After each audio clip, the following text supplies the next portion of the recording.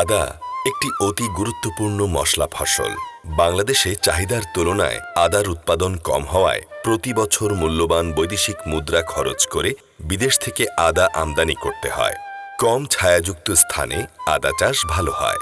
এসব বিবেচনায় কম ছায়াযুক্ত বাড়ির আঙিনা, পতিত জায়গা, সবজির মাচার নিচে, পাহাড়ি এলাকা, লবণাক্ত এলাকা এবং ফল বাগানের নিচে কম ছায়াযুক্ত স্থানে বস্তা সাজিয়ে আদা চাষ করা যায়। তবে মনে রাখতে হবে, অতিরিক্ত ছায়া থাকলে আদা গাছ সুন্দরভাবে হয়তো বাড়ে, তবে ফলন ভালো হয় না। বস্তায় আদা চাষ খুবই সহজ ও নিরাপদ। সিমেন্টের বস্তা, পাটের বস্তা, জিআই ব্যাগ এসবে চাষ করা যায়।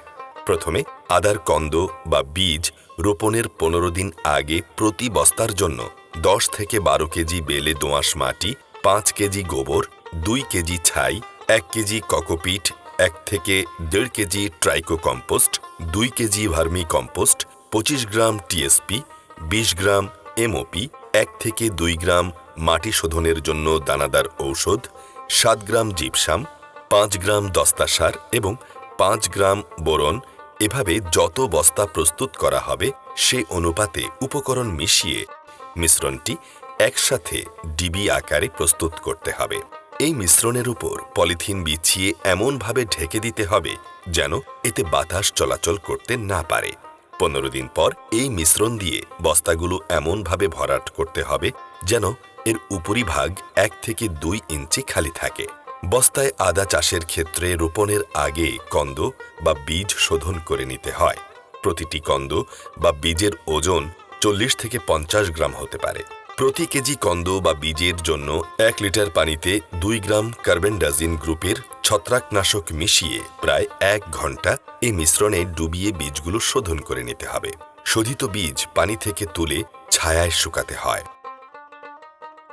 এপ্রিল মাসের প্রথম সপ্তাহ বস্তায় কন্দ বা বীজ রোপণের উপযুক্ত সময়, তবে রোপণের কাজটি মে মাস পর্যন্ত করা যায়। প্রতি বস্তায় 3 থেকে 4 চোখ বিশিষ্ট 50 গ্রাম ওজনের একটি বীজ অথবা 25 গ্রাম ওজনের 2টি বীজ রোপণ করা যায়।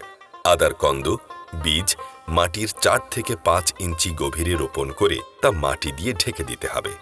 এরপর বস্তার উপরিভাগে ধানের খড় অথবা লতা পাতা দিয়ে ঢেকে মালচিংয়ের ব্যবস্থা করলে মাটির আর্দ্রতা সংরক্ষিত হয় এবং দ্রুত অঙ্কুর গজায়।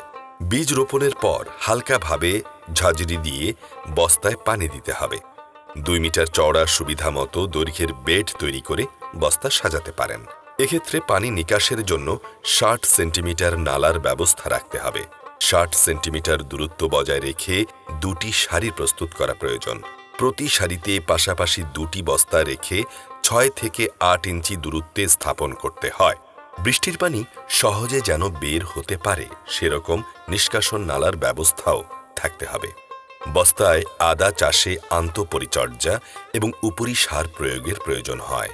প্রতি বস্তায় 5 গ্রাম এমওপি 2 কিস্তিতে এবং 24 গ্রাম ইউরিয়া 3 কিস্তিতে প্রয়োগ করতে হয়। যথাক্রমে রোপণের 50 দিন পর প্রথম কিস্তিতে 12 গ্রাম, 80 দিন পর দ্বিতীয় কিস্তিতে 6 গ্রাম এবং 110 দিন পর তৃতীয় কিস্তিতে 6 গ্রাম ইউরিয়া সার প্রয়োগ করতে হয়।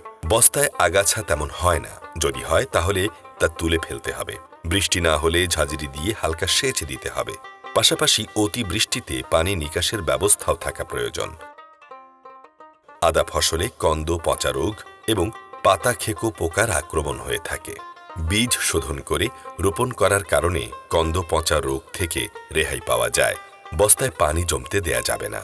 যদি কোনো কারণে আদা গাছ এ রোগে আক্রান্ত হয়েই পড়ে তাহলে বস্তা সহ গাছটি অন্যত্র সরিয়ে নিতে হবে। আদা গাছে পাতা খেকো পোকার আক্রমণ হতে পারে।